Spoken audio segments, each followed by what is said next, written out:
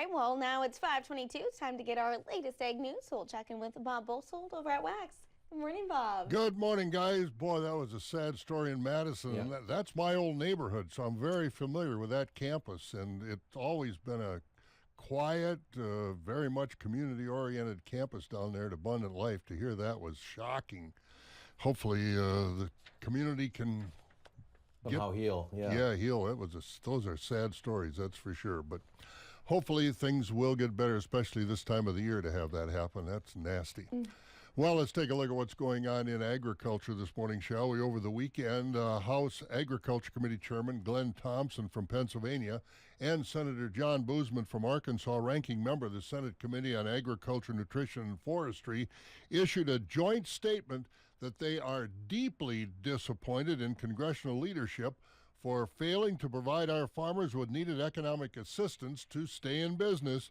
American farmers expected to lose about $30 billion this year because of poor commodity prices, poor exports, and a lot of things leading to that problem. On Friday night, Republican leaders offered Senate Majority Leader Schumer and House Minority Leader Jeffries, both Democrats from New York, a $12 billion economic aid package for our nation's farmers, but both rejected the package. Thompson and Boozman do not plan on supporting any supplemental spending packages that did not provide meaningful assistance to America's farmers. Well, the USDA's Animal and Plant Health Inspection Service announced $165 million in funding has been secured from the Commodity Credit Corporation to keep New World screwworm out of the U.S. Now, during the past 2 years, that pest spread through Central American countries, and late November, screwworm was found in a cow in extreme southern Mexico. Friday's funding will help USDA work with Mexico and Central America to stop the spread of that pest and keep it out of the United States cattle herd.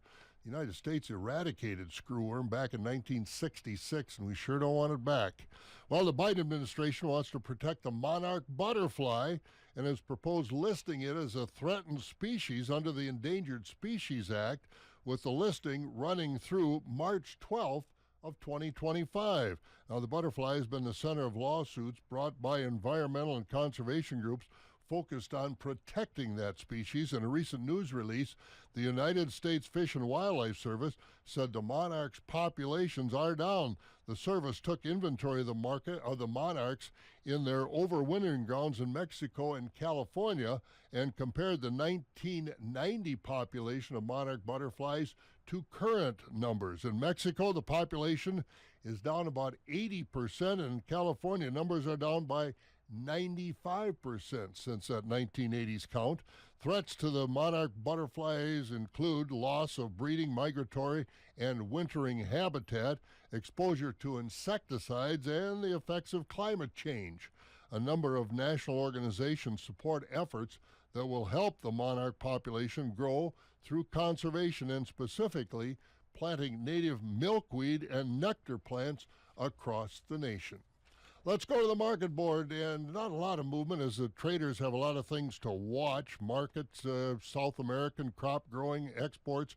Overnight, March corn up a penny at $4.45. Wheat down 3 cents, and that March soybean price down a penny overnight, down to $9.84 a bushel. Dairy markets were a little better yesterday. The barrel cheese price up 1/4 cent, $1.73 a pound. Block cheese up 2 1/4, and butter up 3.5 cents a pound to $2.50. Class 3 futures, the December price was down a penny, sitting at $18.75 this morning. January up 31, back over $20 at $20.30 a hundred. February up 15 cents at $19.97, and those prices were mixed out through next fall. So there we go, and it looks like Mike and Mother Nature might provide us with a white Christmas, huh? That's what Mike we're has a hoping lot for. of power, doesn't he? Oh, he has a lot of power. He made a deal with with Mother Nature, Old Man Winter, one of them. One of the two. He's Old Man Winter, and she's Mother Nature, and they get along fine. Yes. So that's a good thing. You guys have a good day. You too, Bob.